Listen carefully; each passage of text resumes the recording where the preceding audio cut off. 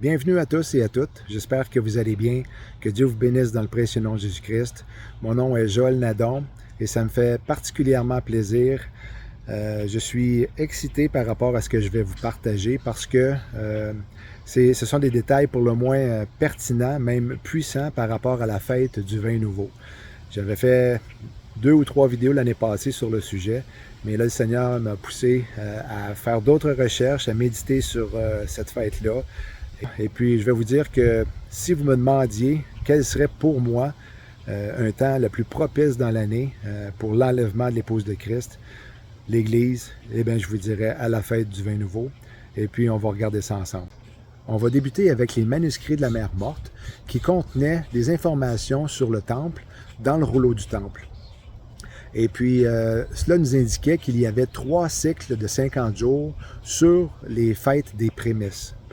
Le premier cycle de 50 jours débutait à la Pâque et se terminait à la fête des semaines pour les prémices du blé.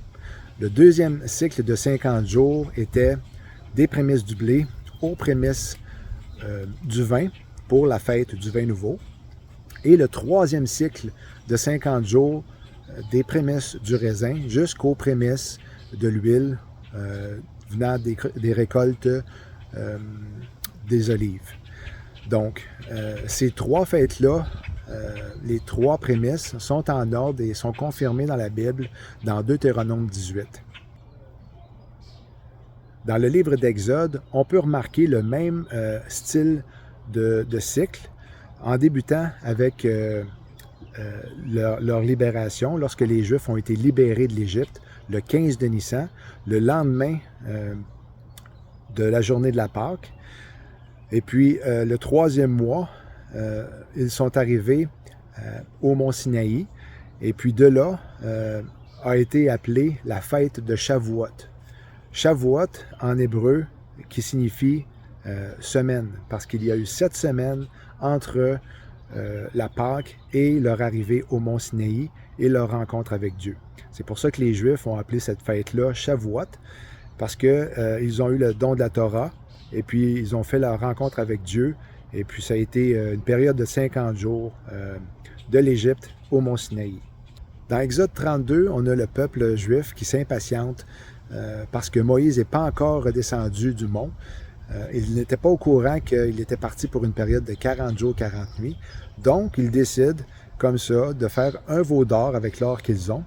Même que Aaron décide de mettre un autel en avant du veau d'or. Et puis, il dit comme ça, en s'écriant, « Demain, il va y avoir une fête solennelle pour l'Éternel. » Donc, une fête solennelle pouvant faire référence à la fête du vin nouveau, parce que depuis l'arrivée du peuple juif au mont Sinaï jusqu'à ce temps-là, il y avait un cycle probablement de 50 jours. Même qu'au verset 6, le verset suivant, le peuple s'assit pour manger et pour boire, puis ils se levèrent pour se divertir. Ensuite, Josué, lorsque Moïse redescend de la montagne cette journée-là, lui fait mention qu'il y a un cri d'une foule de gens. Et puis Moïse dit, ce n'est pas une voix ni un cri de gens qui soient les plus forts, ni une voix ni un cri de gens qui soient les plus faibles, mais j'entends une voix de gens qui chantent. Mais lisons ensemble la version de la Bible Septante. Et Moïse dit, ce n'est pas la voix de ceux qui commencent la bataille, ni la voix de ceux qui commencent le cri de défaite, mais la voix de ceux qui commencent le banquet du vin que j'entends. Donc, on a comme une confirmation que c'est la fête du vin nouveau. Et il est aussi mentionné qu'il y a eu d'un jugement de Dieu, 3000 personnes qui ont péri lors de cet événement-là. À retenir pour ce qui s'en vient. Maintenant, je vais lire quelques versets de Juge 21, toujours dans l'Ancien Testament, qui fait mention d'un enlèvement. Et puis le mot « enlever » ici en hébreu signifie « attraper et saisir », qui est le même sens que lorsqu'on va être enlevé dans le passage mentionné dans 1 Thessaloniciens 4. Donc, Juge 21, 19, Et ils dirent, voici, il y a chaque année une fête de l'Éternel à Silo, qui est au nord de Béthel. Puis, ils donnèrent cet ordre aux fils de Benjamin. Allez et placez-vous en embuscade dans les vignes. Vous regarderez et voici. Lorsque les filles de Silo sortiront pour danser, vous sortirez des vignes, vous enlèverez chacun une des filles de Silo pour en faire votre femme, et vous vous en irez dans le pays de Benjamin. Verset 23. Ainsi firent les fils de Benjamin, ils prirent des femmes selon leur nombre, parmi les danseuses qu'ils enlevèrent, puis ils partirent et retournèrent dans leur héritage, ils rebâtirent les villes et y habitèrent.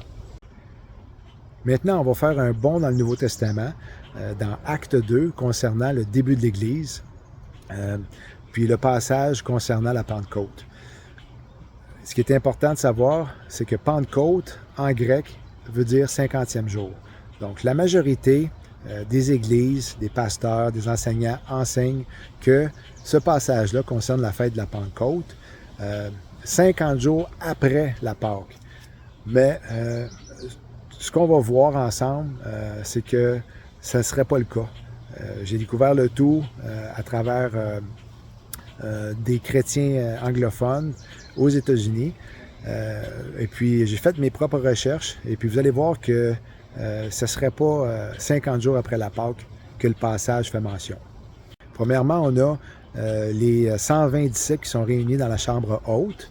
Et puis, ils attendent l'arrivée du Saint-Esprit parce que Jésus leur avait dit que dans peu de jours, ils étaient pour recevoir une puissance d'en haut, le Saint-Esprit. Et puis, Jésus a dit à ses disciples de rester à Jérusalem. Mais il n'aurait pas dit à ses disciples de rester à Jérusalem parce qu'ils étaient là, et puis ils étaient là pour la fête de Shavuot. Donc, ils ne s'en allaient pas partir de Jérusalem parce qu'ils voulaient célébrer la fête de Shavuot, la fête des semaines. Alors, là, dans le passage, ça indique que les disciples étaient réunis dans la chambre haute, et puis tout à coup, il y a eu un bruit venant du ciel.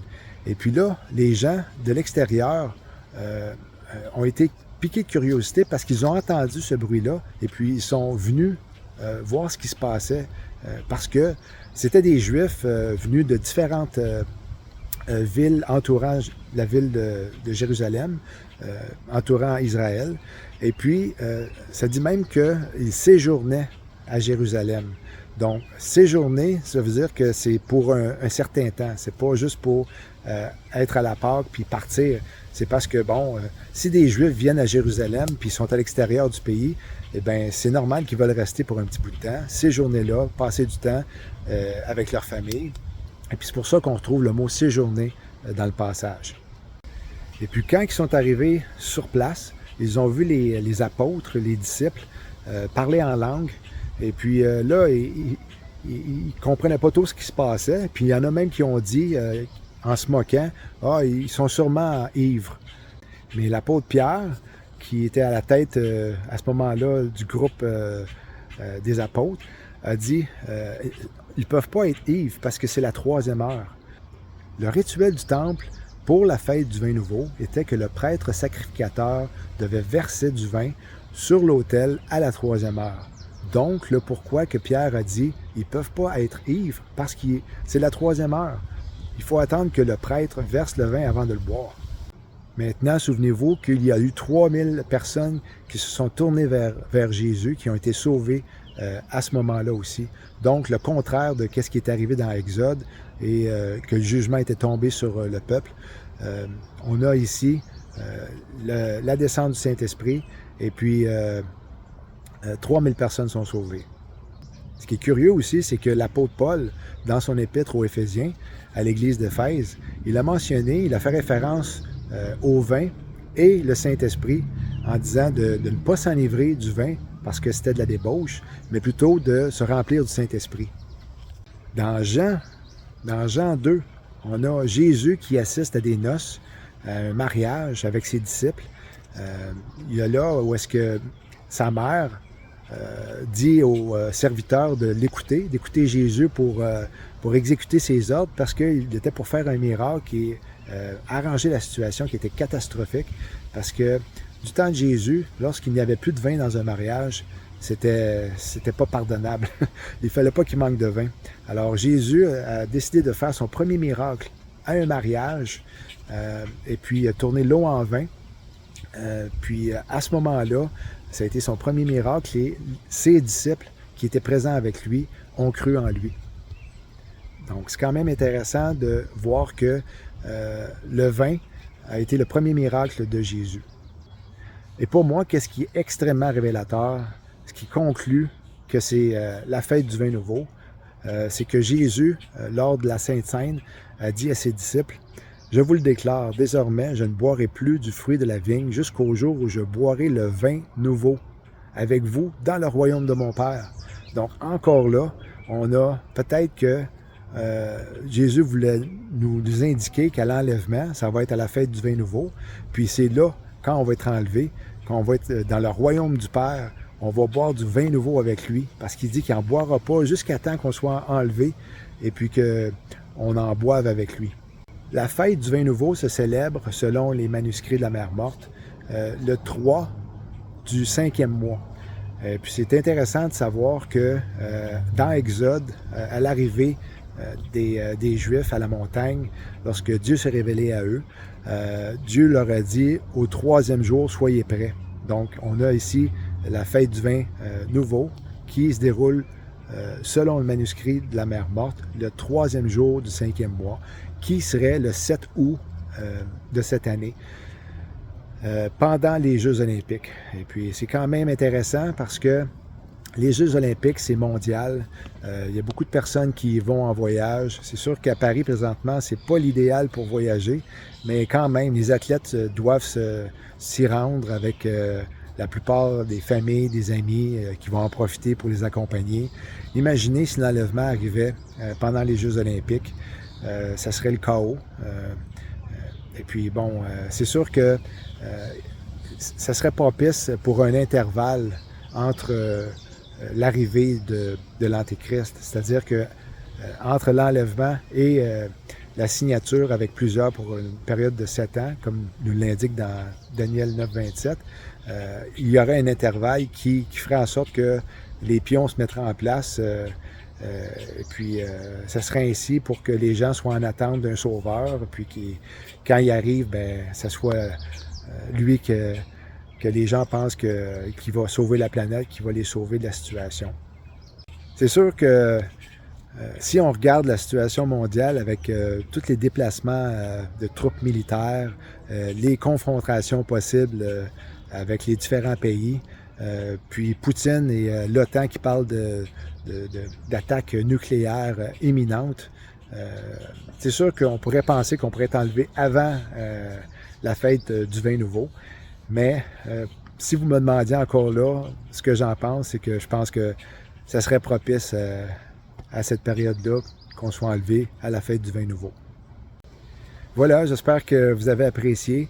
Ça faisait un petit bout de temps que je n'avais pas spéculé sur une date d'enlèvement. Mais spéculer, c'est pas péché, là. C'est pas dire que l'Éternel me dit que ça va être cette date-là. Je spécule, je fais juste supposer que ça pourrait arriver. Mais là, vous allez dire, ouais, mais ça fait 9 ans que tu dis ça, puis c'est pas encore arrivé. Mais j'avais mes raisons de le faire.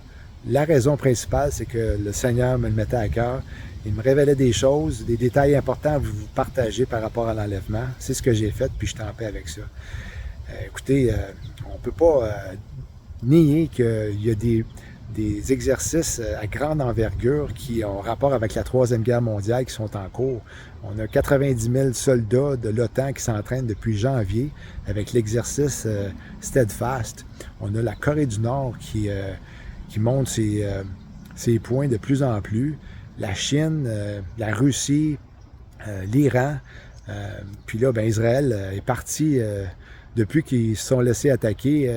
Et puis ça a été délibéré. Là. Ils se sont laissés attaquer parce qu'ils ont aucune raison de savoir faire attaquer de la sorte sans intervenir. Écoutez, ça a été voulu pour que la pression monte. Les dirigeants nous préparent à une troisième guerre mondiale. Et puis, bon, pas besoin de s'inquiéter pour l'Église, on va être parti avant. C'est sûr qu'on peut voir Israël attaquer l'Iran. Moi, c'est ce que je pense. Et puis, si ça arrive, c'est sûr que là, ça va être vraiment très, très, très proche. Fait que c'est ça. Moi, je regarde alentour des Jeux olympiques ou pendant les Jeux olympiques, parce qu'il y en a qui disent aussi que la fête du vin nouveau pourrait être à la fin des Jeux, le 13 août, en comptant 50 jours. Mais dans le rouleau du temple, ça dit le 3e jour du 5e mois. Et puis, si on regarde par rapport à ce qui s'est passé là, à l'arrivée du peuple juif au Mont Sinaï, que l'Éternel leur disait de se préparer pour le 3e jour, eh bien, moi, je pense que ça pourrait être là. J'espère que ça vous a encouragé. Faites un petit pouce. C'est la première fois que je demande ça, mais moi, je trouve que c'est une vidéo qui est importante par rapport à encourager l'Église et puis nous fortifier dans le Seigneur. Puis soyez prêts. Puis être prêt, quand Jésus dit d'être prêt pour son retour, c'est qu'il faut être sauvé. Pas nécessairement de faire des œuvres pour être sauvé, mais d'être prêt, d'être sauvé, d'avoir l'Esprit Saint en nous, en mettant sa foi en lui, de qu'est-ce qu'il a fait pour nous à la croix. C'est lui qui est le Seigneur et Sauveur. Il est venu nous sauver d'un jugement éternel. Et puis c'est par grâce qu'il l'a fait, parce qu'il nous aime. Alors je vous dis shalom.